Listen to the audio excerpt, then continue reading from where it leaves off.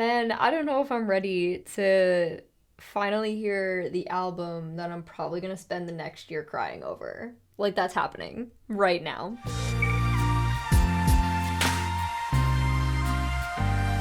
Hey Beans! What is up? How is everybody doing?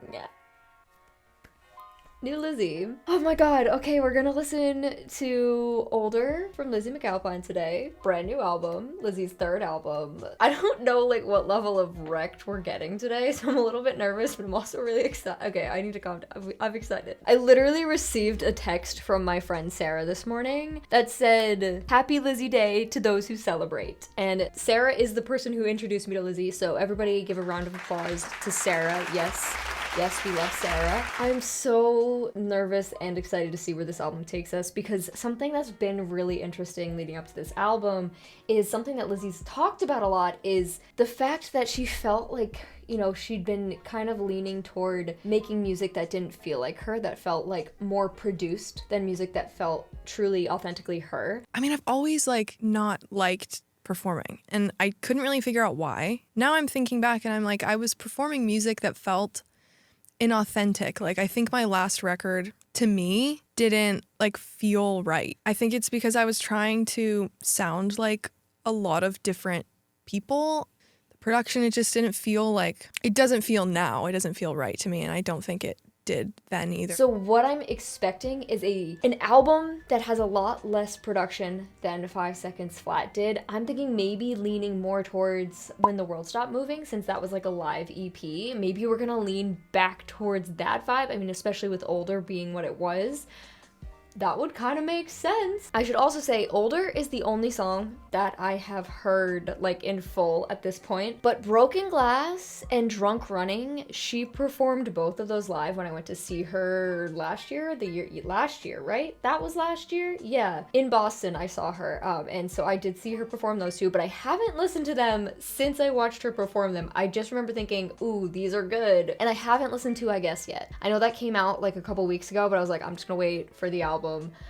So here we are. I did decide to make some tea today because, I mean, I think we're just gonna get real cozy right now, guys. I am not sure that we're gonna have any bops. I kind of hope we have maybe one or two, but I've just, based on the way she's been prepping us for this, I feel like it's gonna be really chill vibes. Also super curious because it's Lizzy and we expect sad music from Lizzy, right? But she has her boyfriend now, so maybe there'll be love songs, maybe we'll have some happy vibes. I don't know, it's a possibility, but I'm not gonna hold my breath. I'm gonna stop rambling about nothing now, and we're just gonna jump into this album, and I hope you guys are ready, because I know I'm not. Okay, so we're starting out with a song called The Elevator. It is also only 1:40, so it's kind of short, which means I feel like intro vibes, right? Intro track, The Elevator. We're on our way up, maybe a rise to fame. Maybe, I don't know. We're going up and up and up. Maybe we're never coming down. Are we coming back down? Okay, wait. New Lizzy? Shut up. Wait, we're doing that. Okay. Oh, God. Okay. Oh, no. It wasn't slow, it happened fast. And suddenly the only thing I saw was you. Wait, Oh. Oh.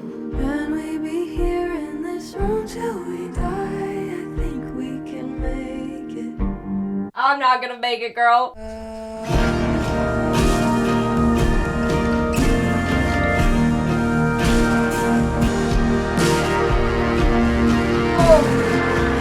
Oh! We've arrived. Okay, listen, we've arrived. Wow, that was so powerful. That was actually, that was so strong. I think she just punched me in the face, and it's fine. To me, this is one of two things. It's either about a rise to fame. It wasn't slow, it happened fast. I don't know if it did happen fast for her, though, because I showed up late.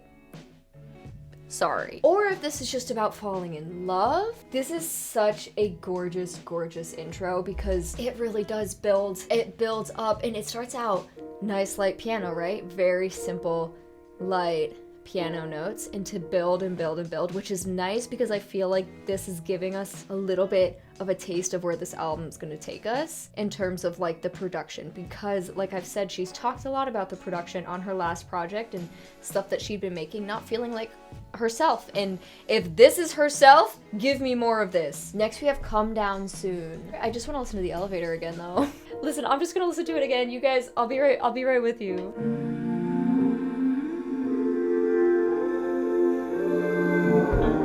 All right, Come Down Soon.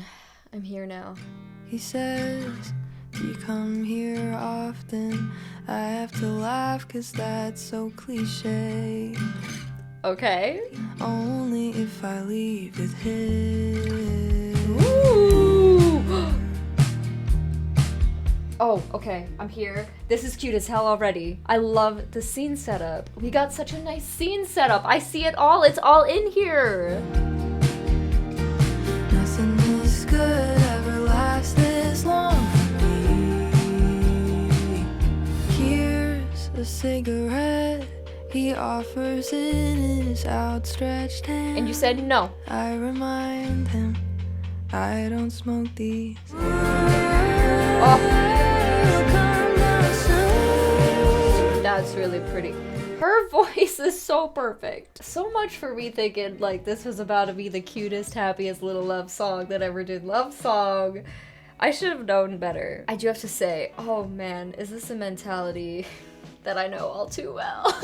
When something good is happening. That feeling of, all right, this is getting suspicious. Where's the bad shit that's gonna come and wreck my day? I feel that. I'm sure you feel that. Lizzy obviously is feeling that. I do love this one for the scene setting. Give me the visuals. Like I had a very strong visual in my head of like where we were and like what was happening. It was reminding me a little bit actually of the 5 Seconds Flat short film for some reason. Did she say that this album was recorded with a live band? Hold on, let me see if I can find info. It's wild to think that this whole thing was done really essentially live, right?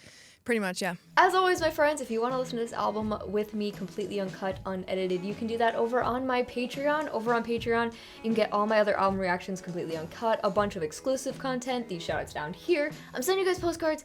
There's a bunch of stuff over on Patreon. If you want to check it out, it's linked down below, but if not, that's totally fine. I totally get it. But as always, thank you so much to everyone who has gone over to Patreon to help support me, because you guys are the reason that I get to do this every day. So thank you so very much. Again, Patreon link down below if you want to check it out, but if you don't, that's fine. Let's keep going. Next we have Like It Tends to Do. Oh my god, this is already so pretty. I don't know where we stand anymore. Oh my god, chills.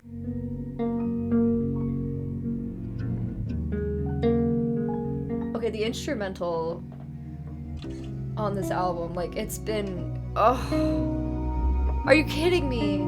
I've been standing in the same room. I want to lie on the floor. One by one. I really want to lie on the floor. Why did that hurt so bad? Oh my god, she's building these atmospheres that feel so, like, this music, okay, these songs are so palpable. I feel like I'm there. I don't necessarily relate to this song personally, but I feel like I'm living this experience as she describes it, because I think it's because it feels so raw, and it feels like I'm just like in the room, I'm in that room with her, but I am her. But obviously, I mean, this song's about not knowing where you stand with somebody. Oh my god, same boat. Call back. I like in the last chorus when she says, I've been standing in the same room, people enter one by one, and I've stopped hoping they'll be you. I don't know if that's like a I've lost hope kind of line, or if that's a I've moved on kind of line, because it could go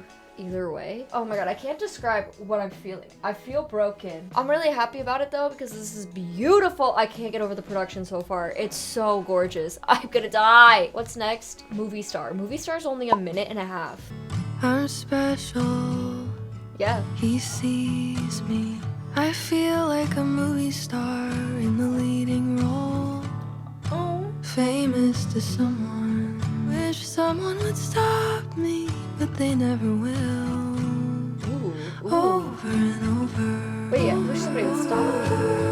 Stop. Don't. Oh! No. That's genius, and it's perfect, and I'm gonna bang my head against this wall. The over and over echoing literally over each other like that, and like the different keys, and... No, that's okay. Stop me, but they never will. Oh, that sounds... What is it? Oh. Over and over. Who am I to you? Who am I to myself? What are you changing about me? Haha. I feel like a movie star, but it's getting old. Oh, but it's getting old Being now. famous for someone.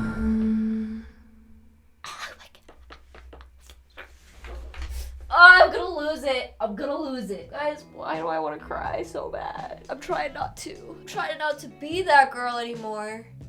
I'm no longer in my folklore era! This is so beautifully written. Can we look at the lyrics? Where'd they go? Hello? How did she wreck my soul over the course of a minute and a half?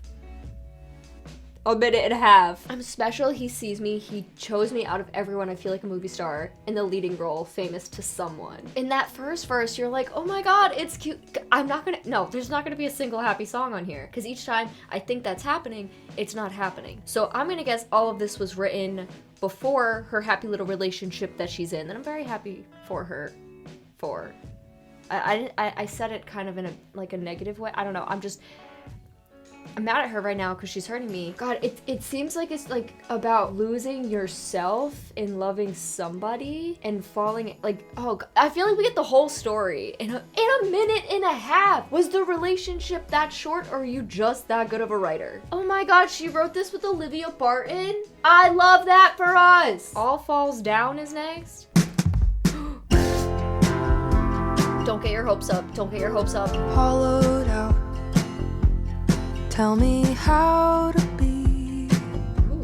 Do it and fine, like I always am. Am I that good of a liar that I believe myself again? Verse 2, step back. Falls down on you at the same time. It's really cute, even though it's not that happy. I can't stop the time from moving, and I can never get it back. Not the jump scare. Wait, that was cute. Was it happy? No, but it was cute as crap. Oh my God. You know, this one definitely fits on this album titled Older. This one feels very much like Older because right at the end she's saying, I can't stop the time from moving and I can never get it back. Mom's getting older and I'm wanting it back. 23 in a sold out show. I'm happy, but I'll probably cry after you go home. Doing fine like I always am. Like I always am, because when, you know, people ask how you are, you say that you're fine, but you're not really fine. Am I that good of a liar that I believe myself again? Like if you keep saying it over and over and over, maybe you can kind of trick yourself into thinking you're fine, but that's not necessarily healthy because you're just gonna continue on with the things that are making you not feel good inside. Oh, this is interesting. I wrote this one when I was on tour, which is weird. I never write songs on the road because I hate touring. I do have tickets to her upcoming tour, I have to say. Is that bad? So I'm usually pretty miserable and uninspired, but I guess this was different because I was writing it about that feeling. Originally, it was slow and ballady because that's what the lyrics feel like, but it evolved into this fun, upbeat number. I love that juxtaposition. Yeah, because the lyrics are really depressing, but it is a very upbeat and fun vibe. It's real, like, you kind of are like, yeah, this is cute. Like, we're having panic attacks. Next, we have a song called Staying. Whisper to me, baby. Ooh. I'm too far gone to care. Whoa. Now I'm laying in bed with you, and you're falling asleep. How can you look so peaceful? Okay, this is so pretty. And you know I'm gonna leave. What? What happens when you love me dry? Hold me until someone sends me a sign. Oh, okay. No, it's cute. No, it's It's so cute. Send it into space and watch the planets turn. Maybe I will someday let this go forever. I'm gonna throw up. Find the nerve.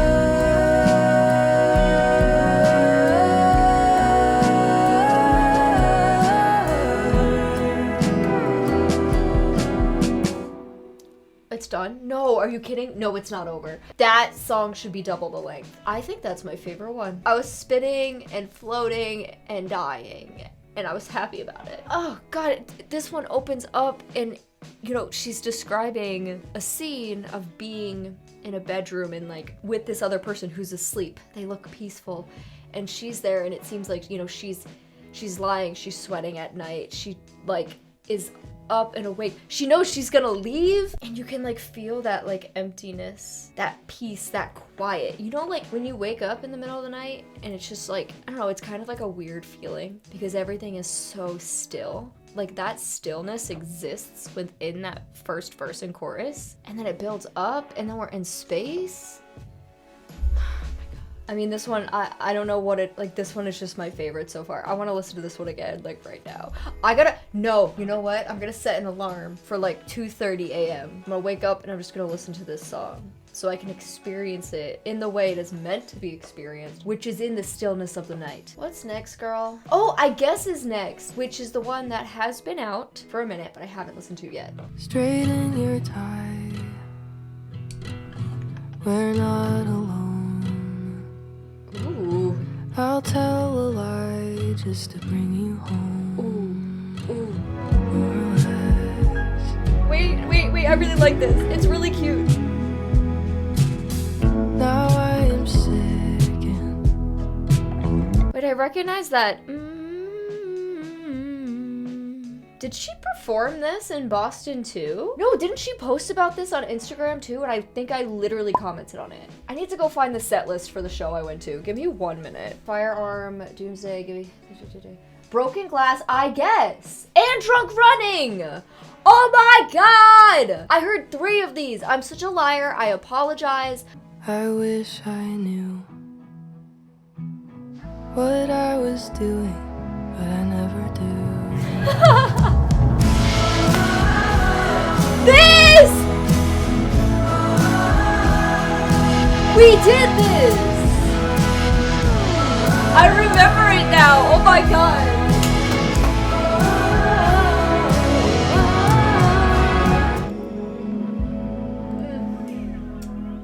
Okay, that might be the most perfect song to ever exist.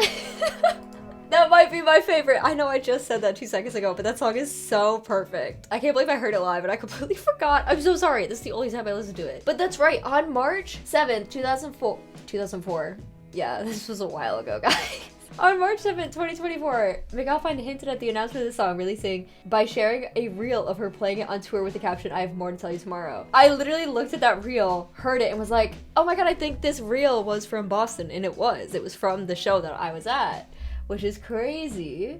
I'm such an idiot. I just love her writing style too. Like in the first verse, she's like, straighten your tie, we're not alone. I'll tell a lie just to bring you home. We dance together, you're not that good. I'll tell a lie, but it's understood. I don't know, I just like feel like her lyrics are so intimate, and you're so brought into these private moments of hers. She has such a talent for making you feel like you're there. All about the things you want but never get. I guess it's all about trying to love someone you never met. In a weird sort of way, that's like kind of what dating can be a lot of the time. Kinda? In a weird way? Ew. Okay, so next, actually these are the 3 songs that she performed on tour. And next we have Drunk Running. If I remember correctly, this one's a little more bop-like, but I'm probably wrong. Okay, I lied, it's not a bop. Is literally on the piano. What did you mean when you said that you were sober now? When you break your leg drunk running, Ooh, someone that hit.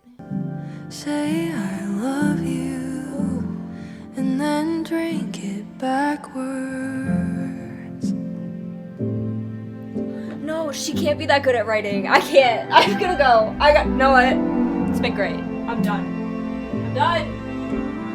I'm Die! It was all my fault.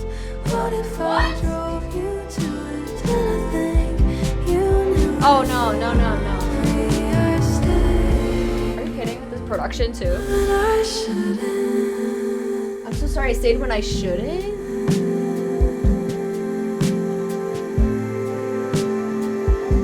Hold that note.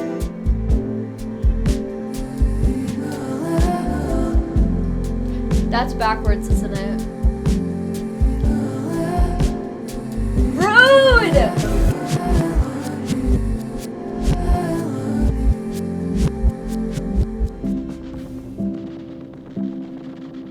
Ooh, that's kind of disturbing. Damn. God, I'm not gonna get over say I love you and then drink it backwards. To say that you love somebody, but then you're essentially taking it all back when you turn to alcohol. Like, if it does feel like, you know, somebody that she loves, I'm guessing it does feel like it's within a relationship, but it doesn't necessarily have to be. Like, somebody that she loves is dealing with alcoholism, and like she's also struggling with her part in that. But like, why is she saying, what if it was all my fault? What if I drove you to it? Okay, I had to insert this really quick because I entirely missed this on the first listen. In this chorus section, no one stops me, nobody takes you from my hands. She's taking some of the blame, but also saying that her partner is like alcohol to her, so the negative effects that the alcohol has on her partner, that's comparable to the negative effects her partner has on her.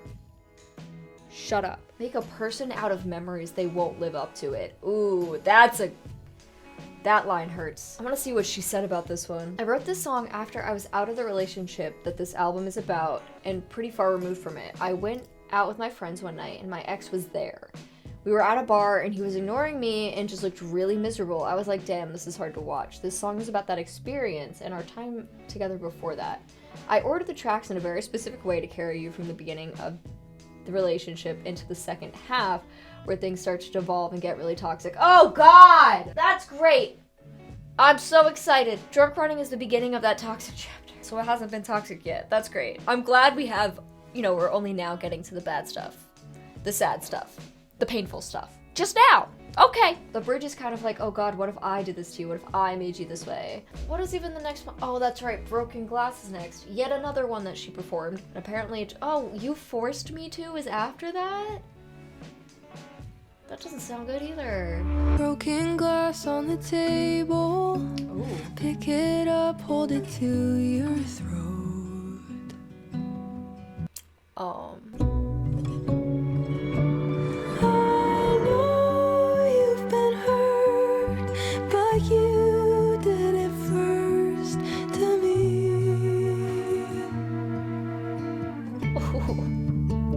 Okay. Broken glass again.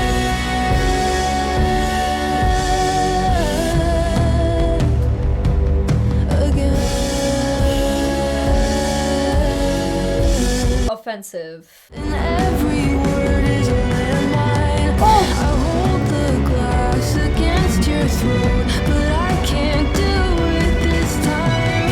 It might seem like I love you, but I just don't want to be alone. I'll blow. Oh, and now it's back down. We started with the end. Like the beginning. We started with the end. This is the end. Broken glass again. You know what that was? That was a little bit of a firearm moment. A little bit. Just a little bit. I'm really happy about it. The production buildup in this song is the kind of stuff I live for. Like the firearm moment, we all know the moment, we've all been there, we've all experienced it. This is that. Thank you for giving me another one. This song feels like we heard her talk about it in the last little blurb that we read, like a very toxic cycle of when you're hurt, that doesn't give you the right to hurt somebody else, and I hurt you and you hurt me and someone hurt you, and there's just like this kind of like rebounding effect going on everywhere, and like this cycle of like people being hurt and then going and hurting other people, and it's so intense. and toxic. And I also like love that there's like this literal imagery to go along with it, obviously the broken glass, but like to say like broken glass on the table, pick it up, hold it to your throat, like okay. Drop of blood on the carpet, didn't think it would go this far. Oh my god. Next we have You Forced Me To. I don't like that title. Tell me why you think you love me. I am guilty, you're a fool. Not the same as when you met me. I have changed because you forced me to.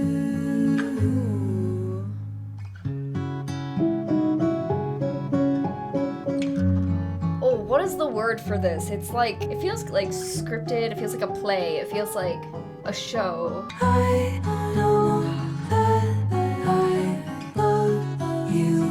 The echo. This sounds like it'd be in a Criminal Minds episode. I'll tell you exactly what this sounds like. It sounds like that Criminal Minds episode where the guy turns them into dolls.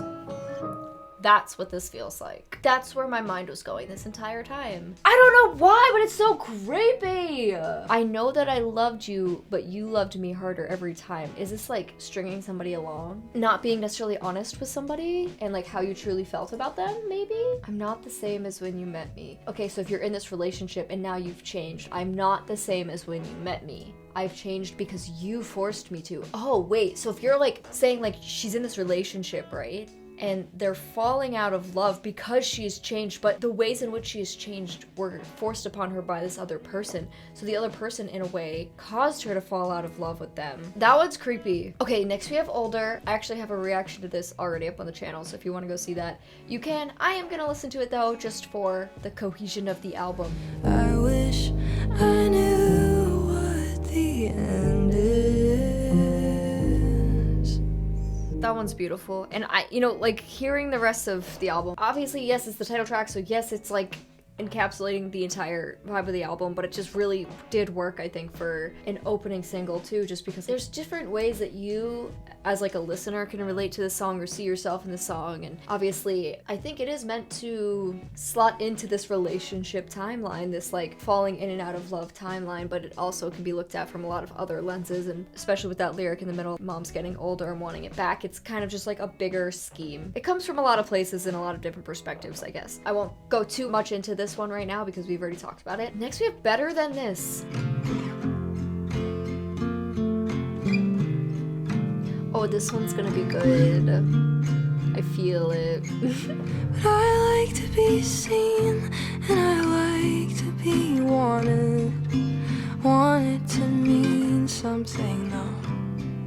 Yeah. Someone will love me better than this, better than this. Someone will love you better than this. Oh, that's better than this. yeah. Okay.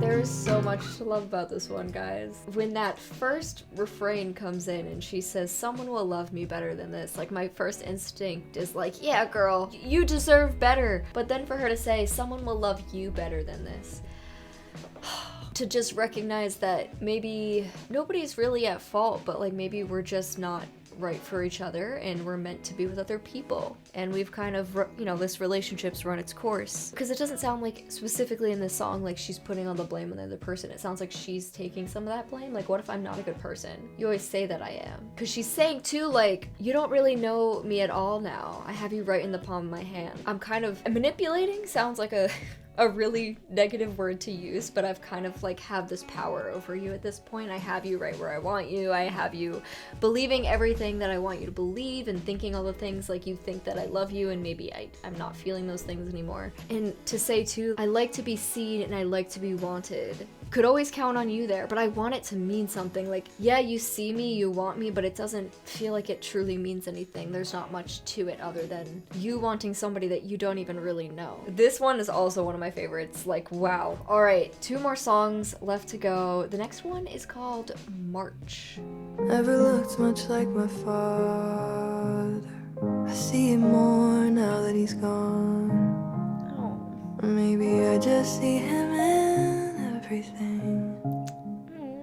I didn't know it'd be this hard, so far away, and then it hits you. So heavy from the start. Ooh, this is How could it take so long, so far away, and then it hits you like it was yesterday. I mean, what do you guys want me to say about this one? I think it's a song about grief, you know, so far away, and then it hits you to like think that you've maybe worked through something, and then it just comes up out of nowhere and hits you again. Because it does seem to be about, you know, her dad, which we have the song Chemtrails on 5 Seconds Flat that also is about him. So I'm gonna read what she wrote about this, and then we'll just leave it at that. This song is about my dad, who passed away in 2020. Every 13th track of all my albums is about him. Oh, Headstones and Landmines. He passed away on the 13th of March, and my first album came out on the 13th, and there were 13 tracks, and the 13th track was about him. I didn't really plan that, but it created a tradition. I don't really write about my dad with anyone because it's just really heavy and personal, but I wrote this song with Ethan Groska, who made me feel safe and open. Recording it was amazing. It feels so warm when the band comes in. It's a hug for your ears. Oh, God, this one sucks. Alright, yeah, this one's just really beautiful, and I don't feel like we need to talk anymore about it. So this has brought us to the last track on the album, which also happens to be the longest. This track is 5 minutes and 43 seconds, which is really long, which I'm really happy about because I feel like she's really gonna transport us in this song, especially with it being called The Vortex or just Vortex. I just feel like this is gonna be a really beautiful outro for this project. I don't know if I'm ready, but we're gonna do it. Oh, this sounds like it's gonna be really raw, like this piano already. I know it's not my fault, but I can't say that I'm blameless. Okay. This song's definitely gonna build up throughout, especially with it being like 5.5 minutes. Someday the world will stop, and it will feel just like this did. That kind of feels like a callback to when the world stopped moving too. We're spinning out of a vortex. Oh, I don't love. remember who we are. Oh, This is so pretty.